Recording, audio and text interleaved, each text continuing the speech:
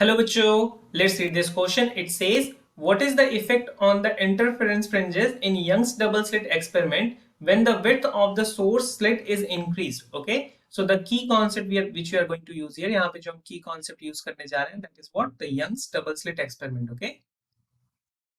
Young's double slit experiment. अब ये Young's double slit experiment basically था क्या, तो यंग्स ने क्या किया था कि दो स्लिट फॉर्म किया, राइट, और सेम सोर्स की लाइट को, मोनोक्रोमेटिक लाइट को इनसे पास करा दिया, राइट। सपोज करो यहाँ से सेम सोर्स से लाइट आ रही, तो अगर सेम सोर्स से लाइट आ रही तो इनके फ्रीक्वेंसी और एम्पलीट्यूड क्या होंगे, सेम होंगे, राइट। ये S1 स्लिट हो गई आपकी, और ये क्या हो गई, S2 स्लिट हो गई। अगर सपोज कर लेते हैं इनके बीच में की जो डिस्टेंस है वो क्या है, D। तो इससे क्या हुआ, ये दोनों as a individual sources behave करने लगे, राइट, और ये स्फेरिकल वेव फ्रंट्स फॉर्म करने लगे, राइट। S2 के लिए भी सेम ऑर्डर में वेव फ्रंट्स फॉर्म हुए, राइट। तो जहां जहां पर ये सुपरपोज किए तो उनसे क्या हुई, हमें साम फ्रंट की स्क्रीन पर कुछ इमेजेस, कुछ फ्रिंजेस और कुछ बैंडविड्थ फॉर्म्स हुए, राइट। तो सेंटर पे हमें क्या हुआ, एक डार्क बैंडविड्थ, ब्राइट बैंडविड्थ मिला, राइट, ब्राइट मिला। इसके ऊपर क्या हुआ, डार्क मिला, then bright, then dark, right, dark bright dark, और सिमिलरली बॉटम में डार्क ब्राइट डार्क। लाइक ये इंटरफेरेंस पैटर्न हमें क्या मिल गया, फाइंड मिल गया, राइट। ये इंटरफेरेंस इंटरफेरेंस पैटर्न मिल गया, राइट।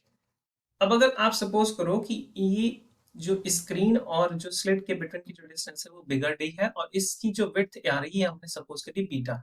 तो बीटा का जो फॉर्मूला यंग्स डबल स्लिट ने बताया अपने एक्सपेरिमेंट के थ्रू, तो ये था डी लैम्डा अपॉन में small D, right, where small D is the distance between the slit sources, right. तो अगर आप नोटिस करो तो beta is inversely proportional to D है, राइट। अगर beta inversely proportional to D है और डी बढ़ गया, right, D increased, then beta will be decrease, beta will decrease. अगर ये डिक्रीज कर जाएगा तो सोचो ये क्या होगा, बीटा की वैल्यू क्या होगी, डिक्रीज कर गई, तो बैंडविड्थ क्या होगी, डिक्रीज हो जाएगी।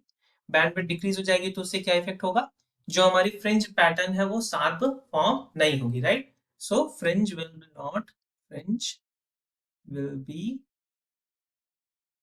नॉट, और आप कह सकते हो will be less sharp, okay, less sharp when the source